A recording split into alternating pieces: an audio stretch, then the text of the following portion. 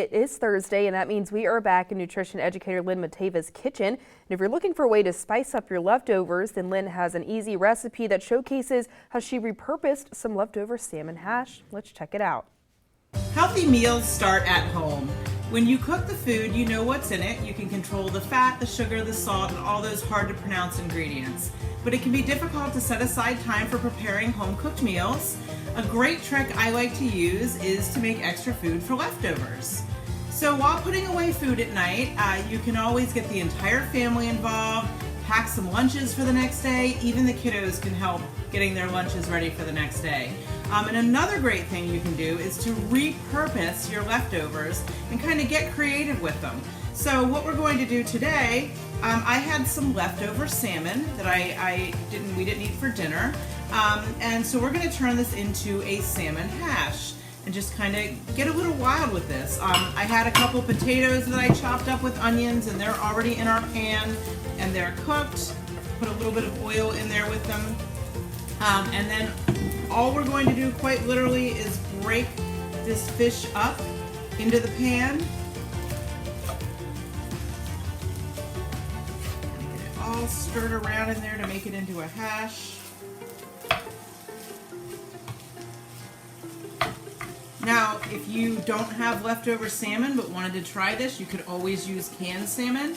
I like the canned salmon because it has bones in it that are all soft and can get kind of squished up, and you can eat them without noticing they're there, and what you get from that is a whole bunch of extra calcium and some minerals.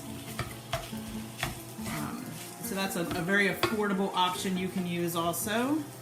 And it doesn't have to be salmon. You could use any kind of fish. You could even use chicken or whatever you had left over for this. It's kind of the idea with hash here. And then I am always looking for ways to sneak some extra veggies in. So we're going to throw in some spinach. And it's a little dry in there, so I'm going to sneak in a little bit of water to help that kind of wilt and cook down.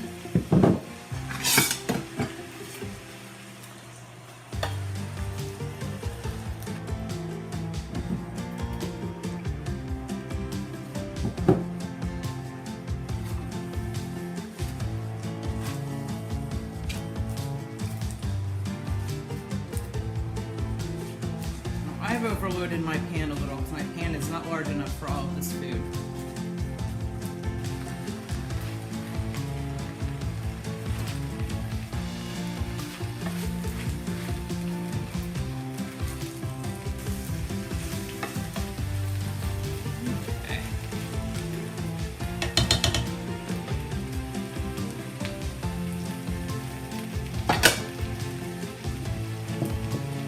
So at this point, you could, if you had a larger pan, scoot this all up to the side and scramble a couple eggs to have with it, or you could cook them separately, cook the eggs any way you like them.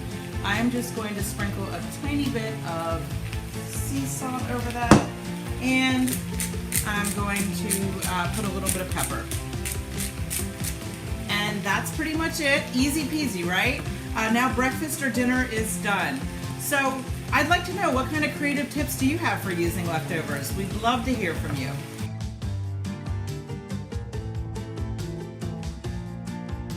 Now, as a reminder, we do have all of Lynn's tips and tricks on our website. To find them, just log on to 47abc.com and click on the Good Morning Delmarva page.